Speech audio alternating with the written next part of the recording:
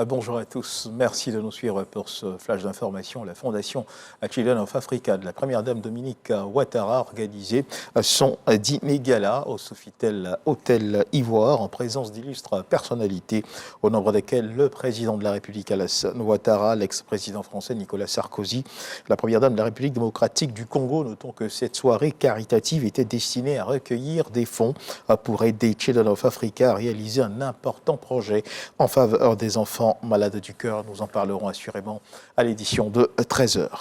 Notons que le ministre du Commerce, Souleymane Diarra-Souba, se trouve en ce moment à Abu Dhabi pour prendre part à la 13e conférence ministérielle de l'Organisation mondiale du commerce. En marge de la tenue de cette conférence, le chef de la délégation ivoirienne, le ministre du Commerce, Souleymane Diarra-Souba, a été reçu par la directrice générale de l'OMC, Ngozi Okonjo-Iweala. Notons également qu'il a eu une rencontre avec le président de la Chambre de commerce de Dubaï. On en parlera également dans nos prochaines éditions. Et puis, du côté de la France, à Paris, se tient le Salon international de l'agriculture. Notons qu'au cours de ce salon, scientifiques, encadreurs et producteurs, tous engagés dans le processus de durabilité des productions agricoles ivoiriennes. C'est l'objectif donc exprimé au Salon de l'agriculture de Paris. L'enjeu, c'est bien sûr de pourvoir à l'approvisionnement des marchés. Le reportage de Lancine Bagayoko. Au Salon de l'agriculture de Paris, le cacao de Côte d'Ivoire est encore à l'honneur.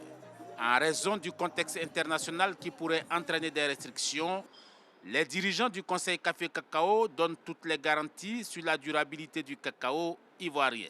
La durabilité tient compte des rémunérations des producteurs, ça tient compte de la déforestation, ça tient compte du travail des enfants. Quant au Conseil palmier à huile, il exige une compensation de la part de l'Union européenne. Le CNRA est prêt à mettre à la disposition des producteurs des espèces de qualité. C'est un grand enjeu pour nous. Donc ce n'est pas seulement les partenaires scientifiques, mais les utilisateurs finaux en termes de transformation des produits agricoles, de transformation des résidus agricoles, des déchets et de leur valorisation. La Chambre nationale d'agriculture, qui défend les intérêts de toutes les filières agricoles, se félicite de cette recherche de compétitivité des acteurs sur les marchés. Nous sommes venus voir depuis toujours le travail d'encadrement, d'accompagnement que nous avons fait des filières qui sont donc au niveau de notre pays, à quel niveau de compétitivité, à quel niveau d'autonomisation sont arrivés. Et je pense qu'à la 60e édition, nous pouvons dire avec certitude que l'agriculture de Côte d'Ivoire avance. Quelques acteurs ont été distingués à ce salon pour leur contribution à l'essor de l'agriculture ivoirienne. Ce prix va encore nous donner la force de pouvoir transformer nos produits de bonne qualité. Nos produits, ce n'est pas seulement de transformer le chocolat parce qu'on veut le transformer, mais il faut trouver des ingrédients pour ajouter à ce chocolat, pour aider les autres produits aussi à être vendus en Côte d'Ivoire. Le Salon de l'agriculture de Paris prend fin ce 3 mars 2024.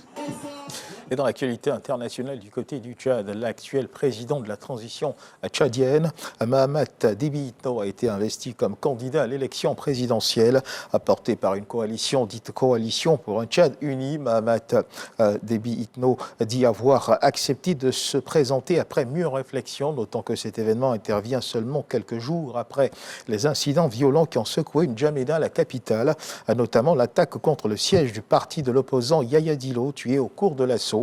Mahamat Déby Itno a confié que jusqu'à sa désignation en tant que candidat, son seul intérêt a toujours été de réconcilier le Tchad. La date des élections, rappelons-le, est fixée au 6 mai prochain. Et toujours dans l'actualité internationale, parlons justement de ce conflit israélo-palestinien. À ce sujet, selon Washington, Israël aurait plus ou moins accepté la proposition d'un cessez-le-feu. Sur la table des négociations figure une trêve de 6 semaines et également la libération des otages considérés comme les plus vulnérables. Et côté palestinien, l'on demande qu'Israël accepte les demandes du Hamas qui incluent le retour dans le nord de Gaza. Des Palestiniens déplacés, une augmentation de l'aide humanitaire. Cela pourrait ouvrir la voie à un accord sur une trêve donc possible dans les 24 ou 48 heures prochaines. Et on termine ce flash d'information avec cette information. Dans le cadre du magazine de ce dimanche, nous recevons au journal de 13h le professeur Ouraga Obou, président du comité scientifique du 20e anniversaire de l'ASCAD.